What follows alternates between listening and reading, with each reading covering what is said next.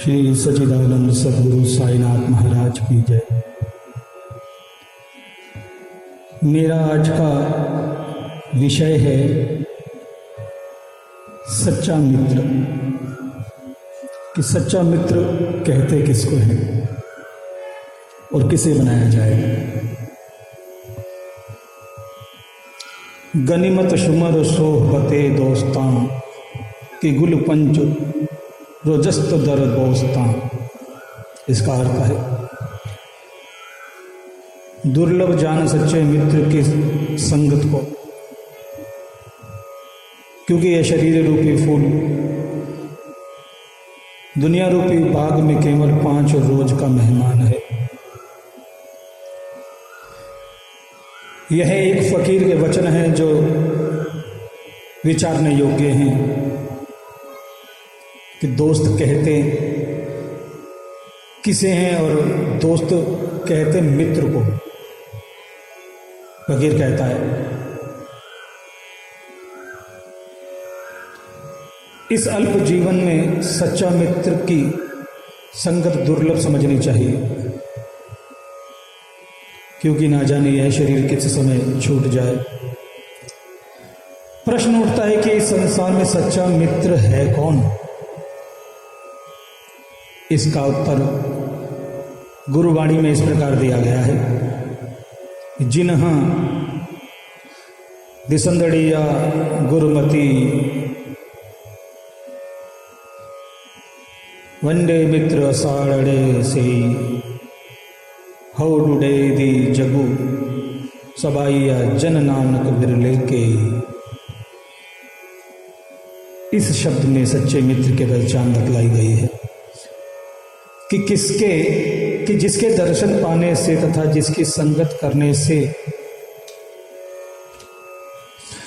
मनुष्य की खोटी मति अर्थात मलिन बुद्धि शुद्ध हो जाए, वह ही सच्चा मित्र है। अब इस शब्द की रोशनी में हम इस प्रकाश में सच्चे मित्र की पहचान करना बड़ा मुश्किल है।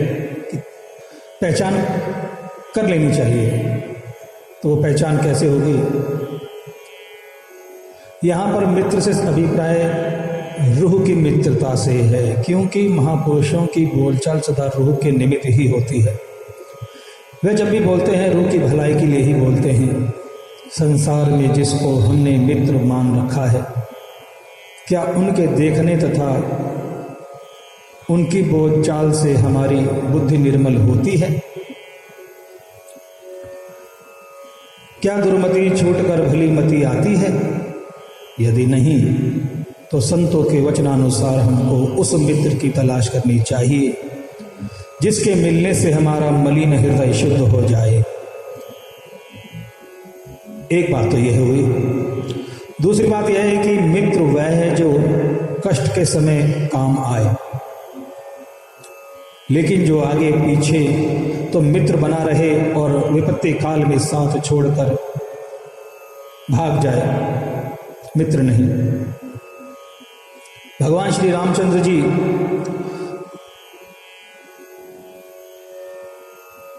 सुग्रीव को बताते हैं,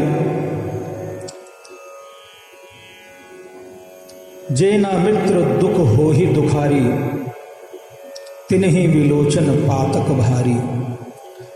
निज दुख गिरी सम रज करी जाना, मित्र के दुख रज मेरु समाना। जिनके असीमति सहज न आई, ते शट हटी कत करत बिताई। कुपत निवारी सुपत चलावा, गुण प्रगटे अवगुण ही दोरावा। देत लेत मन शंक न धरही, बल अनुमान सदा हित करही। विपति काल कर शत गुण नेहा, श्रुति कह संत मित्र गुण एहा। आगे कहे मृदु वचन बनाई, पाछे अनहित मन कटुलाई। जाकर चित अहि गति सम भाई, अस कुमित्र परिहरे भलाई। जो मित्र के दुख को देखकर दुखी नहीं होते,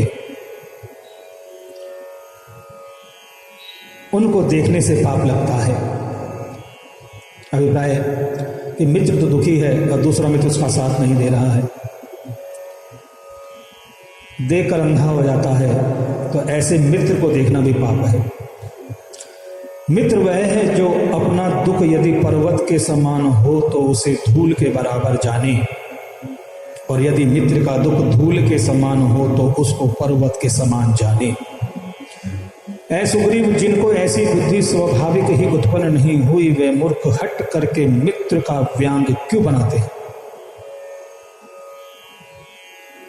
मित्र वह है जो अपनी साथी को खोटे मार्ग से हटाकर शुभ मार्ग पर चलाए, उसके अवगुणों को छुपाकर गुणों को प्रकट करे, तथा जिसके निकट लेन देन का कोई हिसाब नहीं है, अर्थात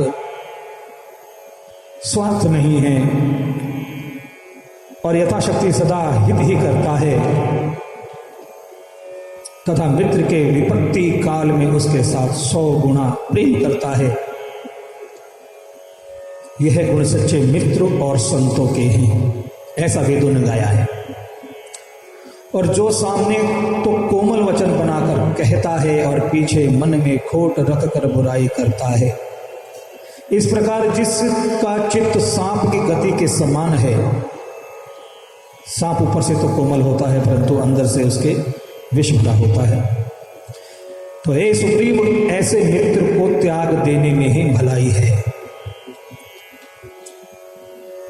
मनुष्य अपने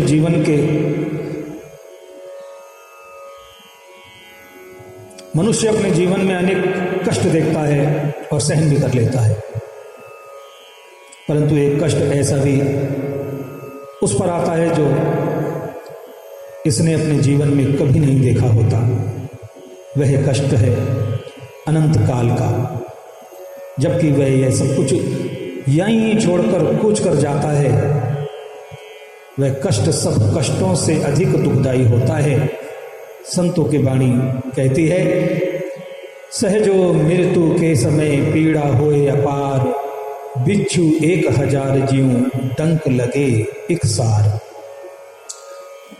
शरीर को छोड़ते समय जीव को इतनी पीड़ा होती है जैसे 1000 बिच्छू एकदम से डंक मार दे, परंतु वह बता नहीं सकता। ऐसे कष्ट के समय जो इस पीड़ा से रूह को बचाने तथा परलोक में भी साथ दे, ऐसा मित्र कौन है, यह सोचने समझने की बात है। अब प्रश्न उठता है कि रूह मृत्यु समय के कष्ट से कैसे बच सकती है, क्योंकि शरीर तो हर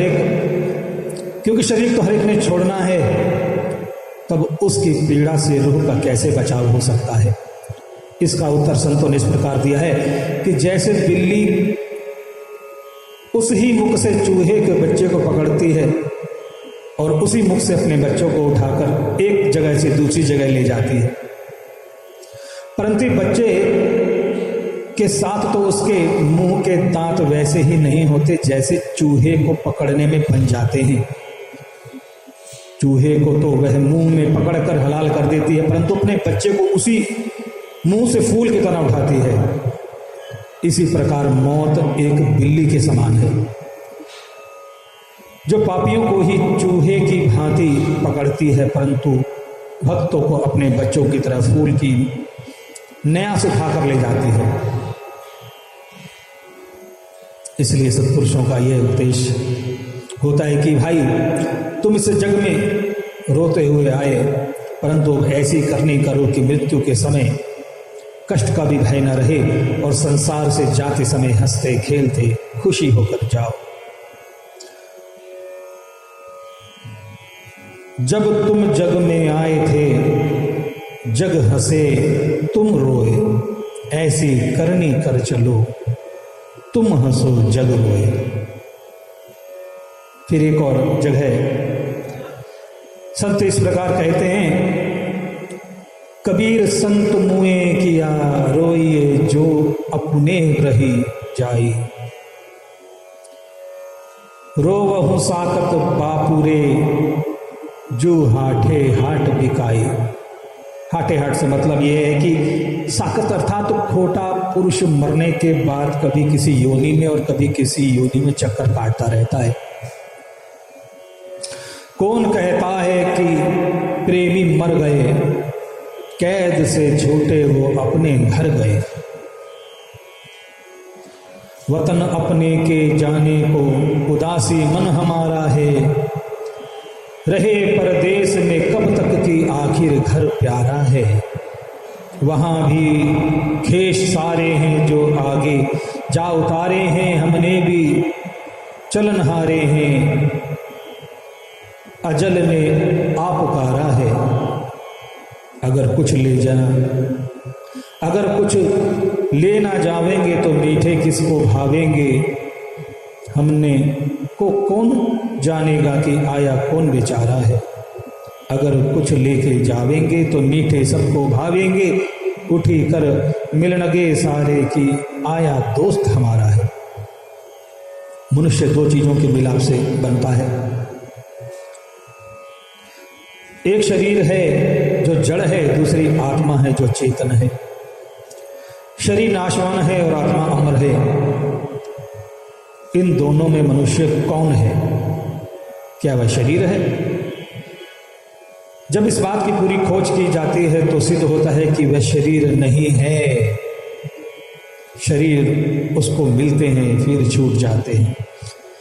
ऐसे ही अनेक बार शरीर मिले और छूट गए तथा शरीर संबंधी रिश्ते नाते भी मिले और टूट गए। इसलिए जब शरीर ही साथी नहीं है तो शरीर के संबंधी कैसे साथी बन सकते हैं? मनुष्य वास्तव में आत्मा है। इसको संत रूही कहते हैं। इसलिए अगर कोई रूह का साथी हो सकता है उसको तो मित्र कहना ठीक है, लेकिन अगर शरीर के होते हुए कोई साथी और शरीर के छूट जाने पर साथ नहीं दे सकता तो उसको मित्र कहना उचित नहीं है। अभी विचार करना चाहिए कि मनुष्य का सच्चा मित्र कौन है, जिसके मिलने से मनुष्य अपनी वास्तविकता को जान सके। स्पष्ट है कि ऐसा मित्र संतों के सिवाय दूसरा कोई हो नहीं सकता।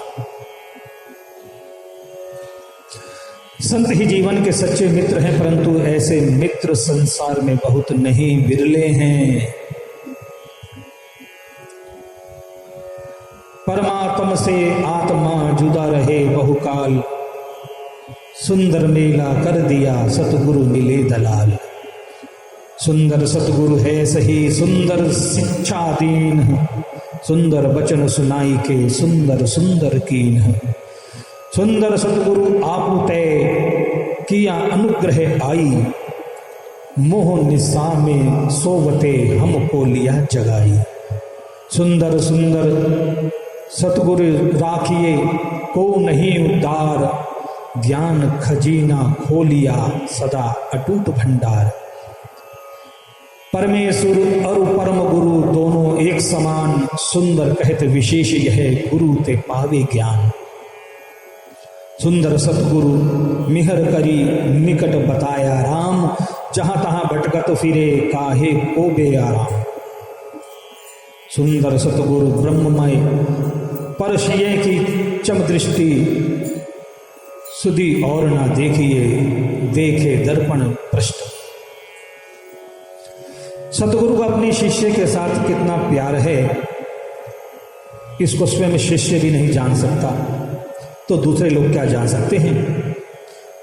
जो शिष्य गुरु की करनी से, जो शिष्य गुरु की करनी में हर प्रकार से अपनी भलाई ही मानता है, वही यथार्थ में सच्चा शिष्य कहलाता है तथा वास्तव में उसी का एक दिन उद्धार भी होता है। कहते हैं एक महापुरुष अपने शिष्य को साथ लेकर मार्ग में जा रहे थे।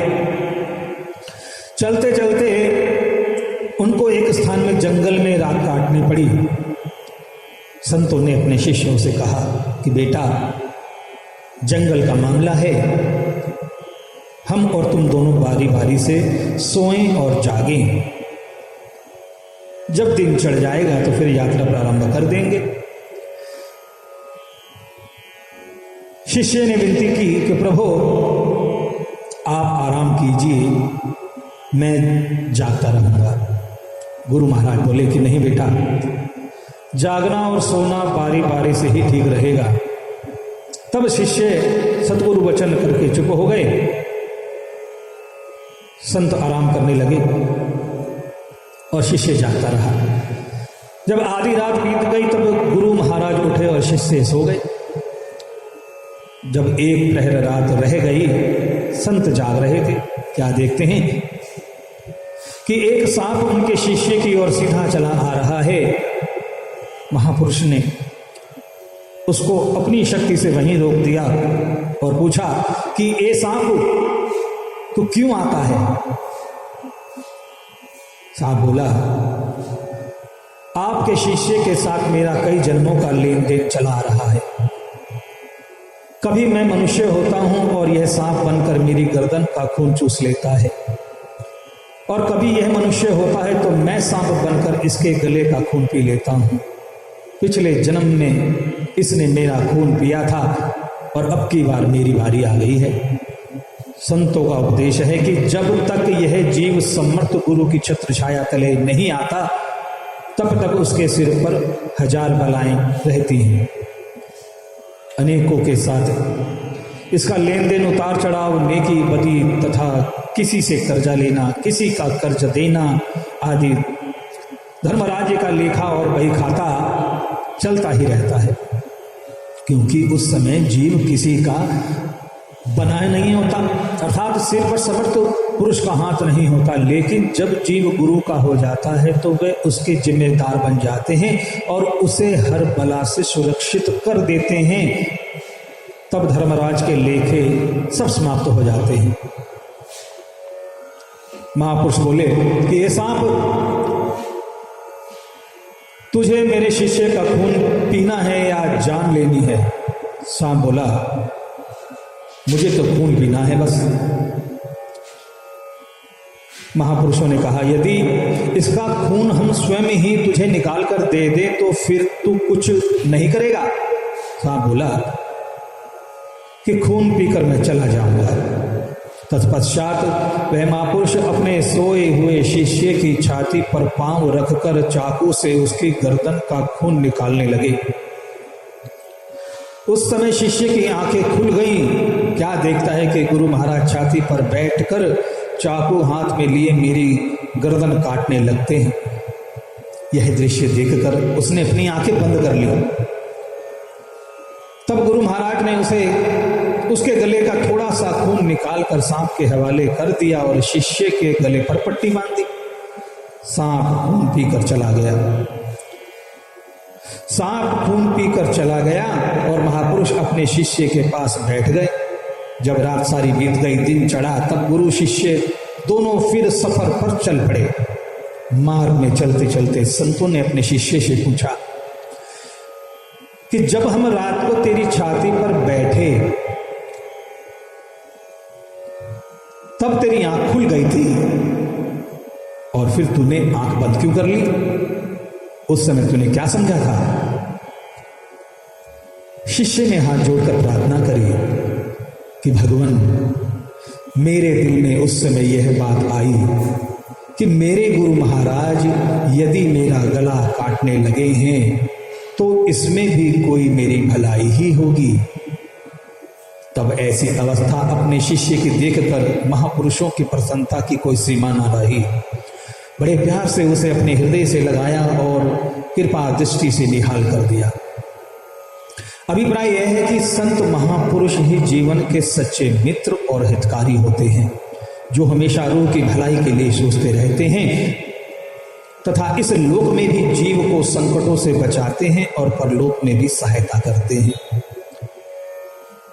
दादू अवगुण गुण करी माने, गुरु के सोई शिष्य सुजान, सदगुरु अवगुण क्यों करे समझे सोई सयान। सोने सेती बैर क्या माने धन के धाई, दादू काटी कलंक सब राखे कठी लगाई। दादू सतगुरु कहे सु कीजिए, जेतु शिष्य सुजान, जह लाया तहे लागी राहू, बूझे कहा अजान। ये था आज का हमारा विषय, सच्चा मित्र।